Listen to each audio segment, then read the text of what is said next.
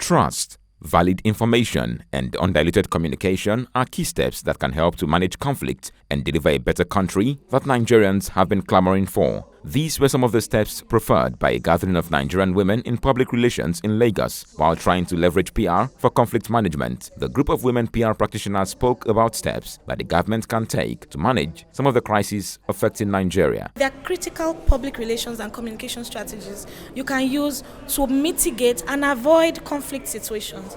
And the first and most obvious one is communicate.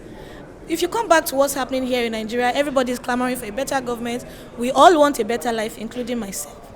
We must consciously and constantly communicate to the people. But in communication, you must be truthful, right? If you are not truthful, people will look through it, they can see the issues. And so it's not just communication, it's communicating in good time and communicating the truth to people. What are the real issues? I mean, we are saying that we all want a better government and we all want a better life in Nigeria. And then we are watching on TV through the media, a senator is standing up to say they got 500 billion allocation. If you then come back to say we are going to increase the cost of fuel and you want the people to adjust to it, of course not. You are living large at our expense and you are demanding of us to pay more. There is no truth in that communication from government. There are wars and conflicts and uncertainty all over the world, and what we need now more than ever before is we need hope and we need to rebuild trust in our world. And I think the PR agencies and the PR industry has an important role to play in ensuring, number one, that we give valid information, we quell the fear and humor-mongering and rumor-mongering, and we ensure that we speak with one voice about trust and the need to rebuild trust in our ecosystem. They explored public relations and communication strategies that can help improve business and politics, delivered by an international industry panel.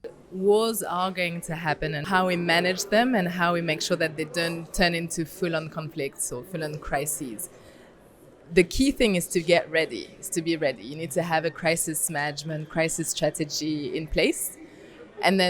But before getting to that, the foundation of your strategy should be around your stakeholders. So doing a stakeholder mapping. How do they want to talk?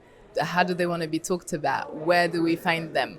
What news do they consume? What messages will land better than others?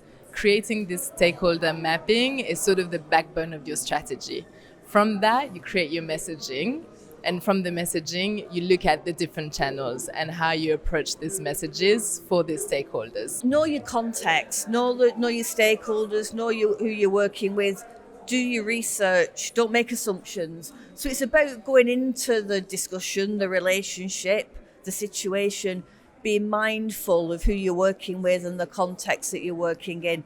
And I think really listen, rather than going in assuming and with all the answers, really listen so you can work together on finding those solutions and be open to change and to flex as those conversations take place. Access 24 correspondent Deji Ogunshola reports that the PR practitioners called on journalists and media companies to always report stories as they are. They also called for solution-driven reportage.